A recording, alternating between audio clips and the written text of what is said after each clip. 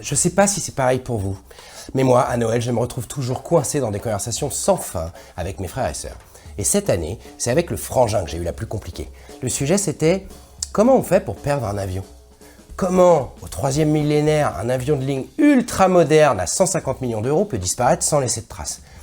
Et puis du coup, quand tu as perdu un avion à 150 millions d'euros ultra moderne, comment tu le retrouves?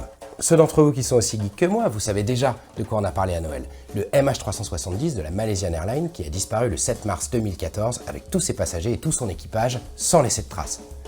Enfin, presque sans laisser de traces. Des signaux satellites cachés, des mecs qui comptent les crustacés, des types qui écoutent ce qui s'est passé à la radio il y a 10 ans. Voilà de quoi je vais vous parler aujourd'hui. C'est parti, générique.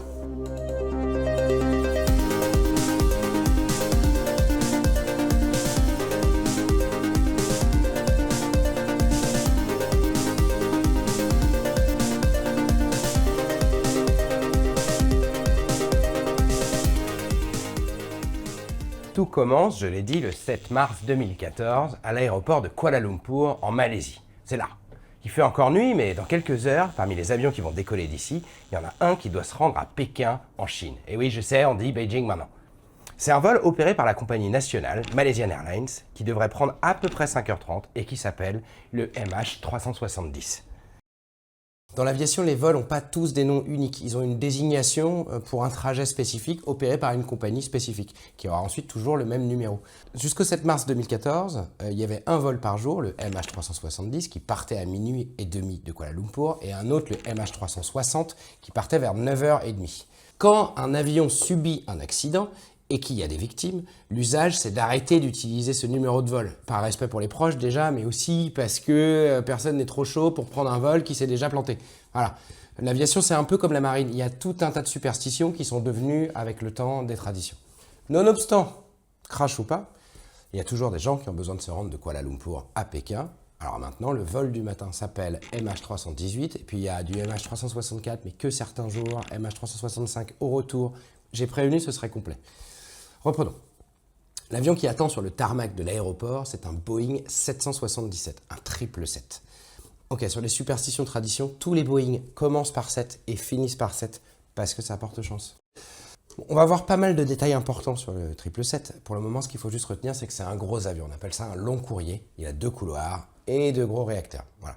Celui-ci spécifiquement, c'est un B777-2H6ER. Il a 282 places pour les passagers et son petit nom, c'est le 9M MRO. B, c'est Boeing. 777, c'est la gamme, elle existe depuis les années 90. 200, c'est la version. Depuis, il y a eu des 300, là, il y a même des nouveaux qui arrivent. Et on ajoute H6, c'est le code compagnie de la Malaysian Airlines. C'est-à-dire que tous les avions vendus à Malaysian Airlines finissent par H6. Et puis on a ER, ça c'est pour Extended Range. En gros, c'est une version full option du 200 qui est faite pour les longs vols. C'est un super coucou. Il y en a partout. Si vous avez déjà changé de continent, il y a beaucoup de chances que vous soyez monté dedans. Mais celui-ci, spécifiquement, pour le moment, il est vide parce qu'il attend ses chauffeurs. Dans tous les avions modernes, il y a 2 pilotes. Un commandant de bord et un copilote. Avant, ils étaient 3 avec un gars assis derrière qui s'occupait de la navigation ou des pompes à carburant, comme sur le Concorde. Tenez. Si jamais vous doutiez que j'étais un gros nerd, moi, ce qui me fait kiffer, c'est les photos de cockpit. Il y en a qui envoient des dick pics, moi j'envoie des cockpits. Aujourd'hui, le commandant de bord, c'est Zahari Ahmad Shah. Il a 52 ans, il vient de Penang et il a 18 365 heures de vol. Dans l'industrie aéronautique, l'expérience n'est pas comptée en années depuis que tu fais le boulot, parce que tu peux voler plus ou moins souvent, mais en nombre d'heures que tu as passé à voler. Et oui, je vais arrêter les digressions à un moment. Alors Zahari, il est plutôt expérimenté, il a une bonne répute et il est prof. Enfin, il est instructeur. C'est-à-dire que pour être pilote de ligne, il faut avoir une licence commerciale. Ça, c'est l'examen de base. Et il faut en plus avoir une certification pour chaque appareil, comme le 777. Zahari, il peut former les types en tant qu'instructeur. Et justement, aujourd'hui, il forme le copilote. Le copilote, c'est Farik Abdul Hamid, il a 26 ans. Et lui, il est arrivé chez Malaysian Airlines en 2007, 7 ans plus tôt. Et après être passé par d'autres avions en tant que second officier, premier officier, là, il est en train de finir sa formation pour être premier officier sur le 777-200. Aujourd'hui, c'est son dernier vol avant l'examen. Au total, il a 2763 heures de vol, ce qui est bien, mais pas ouf. Et voilà, ça c'est dans le cockpit. Dans la cabine, il y a un équipage de 10 personnes et le chef de cabine, c'est Patrick Gomez, 55 ans, qui bosse là depuis qu'il a 20 ans. Bon voilà, tout ce petit monde est arrivé à l'aéroport pour préparer le vol et les deux pilotes font le brief pré-flight. Ça se fait pour tous les vols. C'est quoi la route? C'est quoi la météo? Est-ce qu'il y a du monde à l'arrivée? Quelle approche on va faire? Est-ce qu'on se déroute s'il y a un problème et où? Est-ce qu'il y a de l'orage? Est-ce qu'il y a la queue pour la piste? Qui va faire quoi? À quel moment du vol? Ah, tout ça. Ensuite, ils vont inspecter l'avion avec les équipes de l'aéroport, préparer la cabine, ouvrir les volets, donner des croquettes au chat et mettre 49 100 kg de fuel dans l'avion. Pendant ce temps-là, les passagers passent la sécurité de l'aéroport, achètent des bouteilles à 12 balles et arrivent doucement à la porte d'embarquement. Le vol, il est quasiment plein. Aujourd'hui, il y a une mouche. Il y a 227 personnes qui vont embarquer.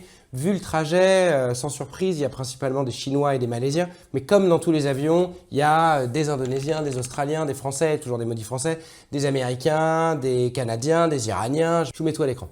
Malaysian Airlines, c'est une très bonne compagnie. Les pilotes sont compétents, ils ont bien dormi, l'avion il est bien entretenu, il est bien peigné, l'aéroport il est nickel, il fait beau, tout roule. Tout se passe bien et l'avion va bientôt pouvoir décoller. Alors je vous répète, je vais vous raconter ce qui se passe le jour du vol, c'est-à-dire ce qu'on sait au moment où ça se passe et quasiment rien de plus. Bon, ça va être le moment de faire péter les cartes d'ailleurs, j'ai un super plugin, voilà, je fais du motion design, ça sert à ça. À minuit 42, l'avion décolle de la piste 32 droite. Ça veut dire qu'il part vers le nord-nord-est. La tour de contrôle l'autorise à monter au flight level 170, ce qui veut dire 17 000 pieds, ce qui veut dire 5 km 5, et de se diriger vers le waypoint Igari. Digression 72, je vais vous parler des waypoints rapidement. Les waypoints sont des genres de points placés arbitrairement un peu partout sur Terre et qui permettent de savoir où on va, avec des noms plus digestes qu'une longue coordonnée GPS. Parfois, c'est même un peu marrant. À côté de Disney, il y a un Hakuna et un Matata. Voilà, bon, marrant nerd.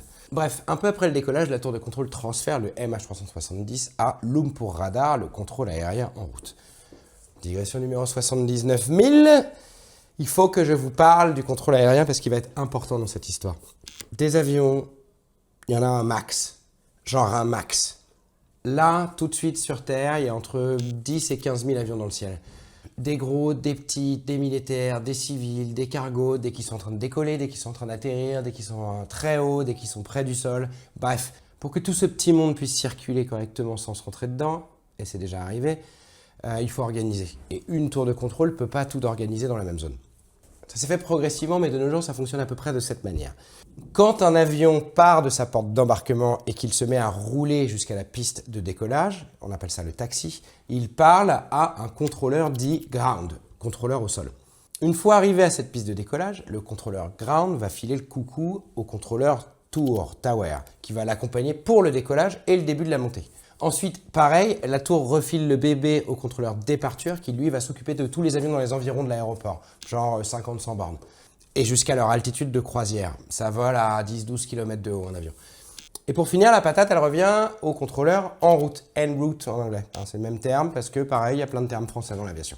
Mayday, mayday, mayday, ça vient de mayday, mayday, mayday. Voilà, vient des mayday. Le contrôle en route, c'est vraiment les espaces aériens pour les avions en croisière. C'est de très grande taille, de très haute altitude, et ça couvre des pays entiers. En France, par exemple, il y en a 4 ou 5 pour tout le territoire. À mesure que l'avion voyage vers sa destination, il va franchir tout un tas d'espaces aériens, et donc à chaque fois avec un contrôleur associé qui va passer au contrôleur suivant. Et puis à l'arrivée, on refait tout dans l'autre sens. Du contrôleur en route vers approach, de approach vers tower et de tower vers ground. Voilà. C'est le principe, hein. Et je simplifie parce que aux États-Unis, par exemple, il y a un système Tracon, qui chope les avions à la sortie de l'approche pour les dispatcher vers les aéroports des villes où il y en a plusieurs, comme à New York par exemple.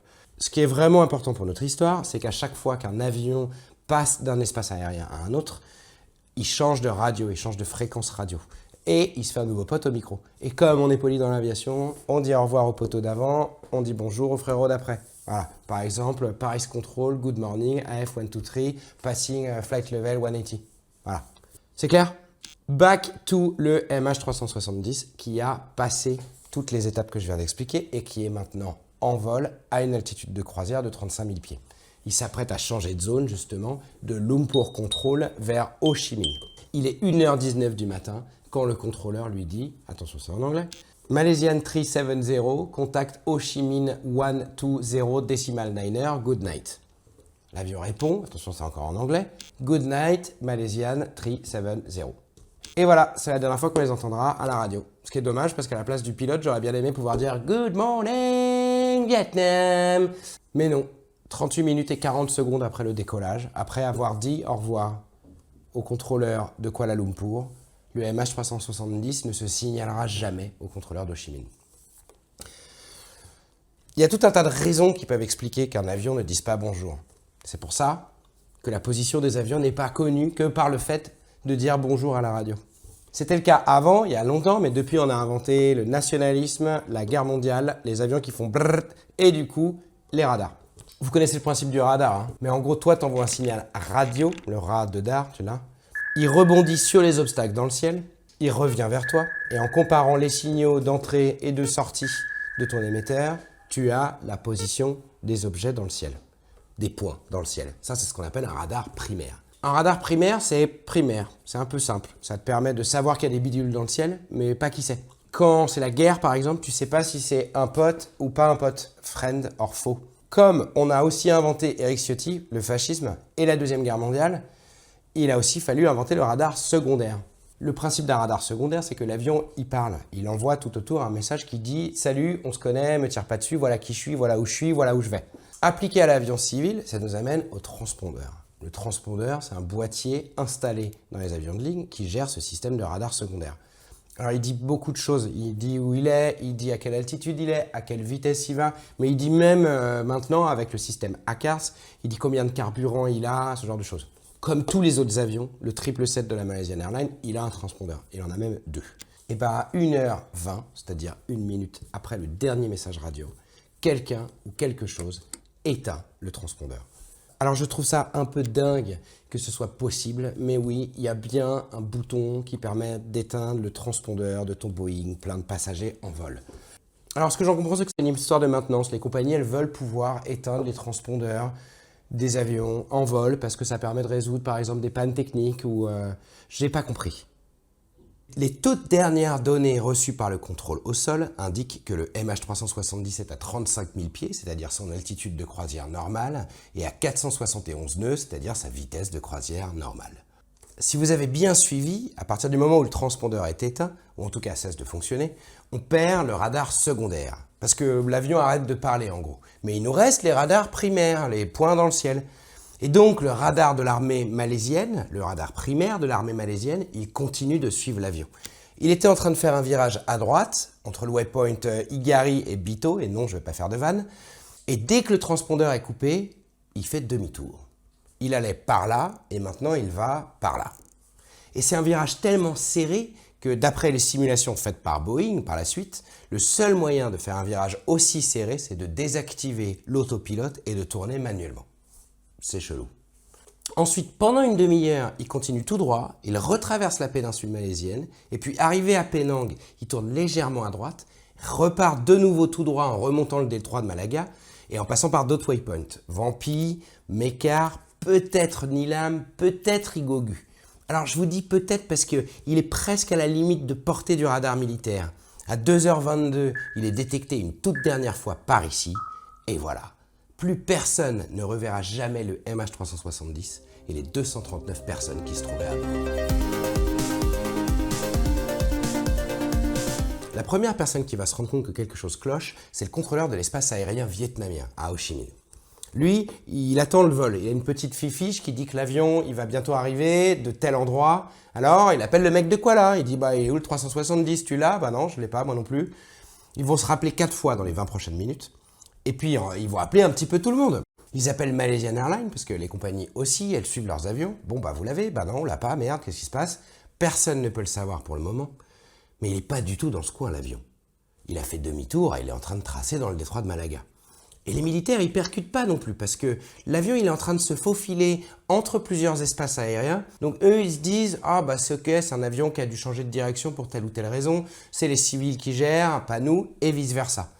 Quoi qu'il en soit, 1 heure passe, 2 heures passent, et puis voilà, ça craint, mais il n'y a plus d'avion. Il faut faire quelque chose. Alors, qu'est-ce qu'on fait dans ces cas-là? Eh ben, plein de choses. Un avion qui a un accident, c'est instantanément 1000 trucs à faire. Un avion qui disparaît, c'est 10 000 trucs à faire, et en vitesse, il y a peut-être des gens à sauver. Numéro 1, prévenir tout le monde. Les autorités, les secours, le public et les familles. À 7h24, le 8 mars 2014, c'est-à-dire 1 heure après l'arrivée prévue de l'avion à Pékin, Malaysian Airlines publie un communiqué expliquant avoir perdu l'avion et commencé les opérations de recherche en mer de Chine. Je voudrais faire une petite mise au point. La perte de 239 personnes, c'est évidemment un cauchemar pour autant de familles, de proches, de communautés, et ça représente au moins autant de vies brisées. Donc c'est pas marrant. Et même si j'aime faire des vannes sur tout, je vais bien sûr m'abstenir de faire des vannes pas drôles sur ces choses pas drôles et éviter de vous montrer les images affreuses de tous ces pauvres gens qui ont pourtant dû se battre pendant des années pour obtenir la vérité, pour que l'enquête se poursuive, pour que les recherches continuent, pour pas lâcher l'affaire. Et je m'abstiens de le montrer pas parce qu'on s'en fout, mais justement par respect, quoi, pour éviter de faire du sensationnalisme ou du catastrophisme à la con avec des bandes-sons à violon, Netflix, merci. Voilà. En attendant, le 8 mars 2014, à 7h24 du matin, la plus grande énigme aéronautique du XXIe siècle vient d'être posée. Qu'est-ce qui a bien pu arriver à cet avion? Cette énigme, qui dure depuis 12 ans et qui n'est toujours pas terminée, va nous faire rencontrer tout un tas de geeks à lunettes différents et nous emmener, comme dirait Bernard, sur la Terre, dans les airs et même au fond de la mer. Et les locaux de SOS Société, ce matin, c'est au AAIB à Putrajaya, à côté de Kuala Lumpur, en Malaisie. Le AAIB, attention, c'est de nouveau en anglais, c'est le Air Accidents Investigation Bureau. C'est notre premier repère de nerd et c'est eux qui vont se charger de l'énigme. Pourquoi eux? Eh bien, parce que c'est la règle. Je l'ai dit 12 fois, mais l'aviation, c'est que des règles. Et le Schtroumpf à lunettes, il a dit, dans l'annexe 13 de l'Organisation de l'Aviation Civile Internationale, ICAO, que c'est le pays où se passe l'accident qui fait grand Schtroumpf. En plus, la compagnie est malaisienne, l'équipage aussi, la moitié des passagers sont malaisiens, bon, il n'y a pas trop de débat. Je sais que je suis passé de Bernard et Bianca au Schtroumpf, je fais au mieux. Pour le moment, il y a 2 ordres du jour. Commencer l'enquête pour savoir ce qui s'est passé et commencer les recherches pour retrouver l'avion et potentiellement les survivants. C'est important d'attaquer tout de suite sur les 2 fronts parce que retrouver l'avion permet de faire avancer l'enquête et faire avancer l'enquête permet de retrouver l'avion. Alors, je vois venir ceux qui connaissent déjà cette histoire. Vous allez me dire qu'on sait maintenant que le MH370, il n'est pas du tout en mer de Chine. Mais le 8 mars, on ne le sait pas encore. Le 8 mars à 7h30 du mat, on pense qu'on l'a perdu ici. Alors on le cherche ici. Et on se dépêche parce qu'il a peut-être améri, parce qu'il y a peut-être des survivants qui sont dans l'eau, qui ont besoin d'aide. Mais assez vite, le 12 mars, l'armée malaisienne va prévenir les équipes de recherche que eux, ils ont détecté l'avion sur leur radar primaire, qu'ils l'ont vu faire demi-tour, aller vers Penang, remonter le détroit de Malaga, jusqu'à cette mer dont je ne sais pas prononcer le mot. Andaman, Andaman, je ne sais pas. Ils ont mis un peu de temps à prévenir parce que le problème c'est qu'à cet endroit-là c'est donc une zone militaire et que dire qu'ils ont suivi l'avion jusque-là implique de pouvoir dire qu'ils peuvent suivre des avions jusque-là, c'est-à-dire donner les capacités de leur radar militaire. Mais bon, ils finissent quand même par lâcher le morceau et les recherches peuvent se réorienter de la mer de Chine à la mer, celle-là. Je le disais, le boulot se fait sur 2 tableaux. Les recherches, comme on vient de le voir, et l'enquête. Alors il y a plein de gens qui vont venir aider le AAIB. Le NTSB américain, parce que c'est eux qui fabriquent les Boeing, et aussi parce que dans l'aviation, il y a toujours les Américains. Les Français du BEA, parce que depuis le vol Air France Paris-Rio, on est devenus des pros pour chercher des avions perdus en mer. Le CAAC chinois, parce que l'avion allait à Pékin. Les Anglais du AAIB, c'est le même nom que les Malaisiens, mais là c'est le AAIB anglais, parce que c'est eux qui fabriquent les moteurs du 777 Rolls-Royce. Les Singapouriens, les Indonésiens, parce qu'ils sont dans le coin et que peut-être que l'avion est dans leurs eaux territoriales. Et les Australiens, mais pas tout de suite, ça on y reviendra. Tous ce gang, ils vont finir par s'appeler le MIASIT, le Malaysian ICAO Annex 13 Safety Investigation Team for MH370.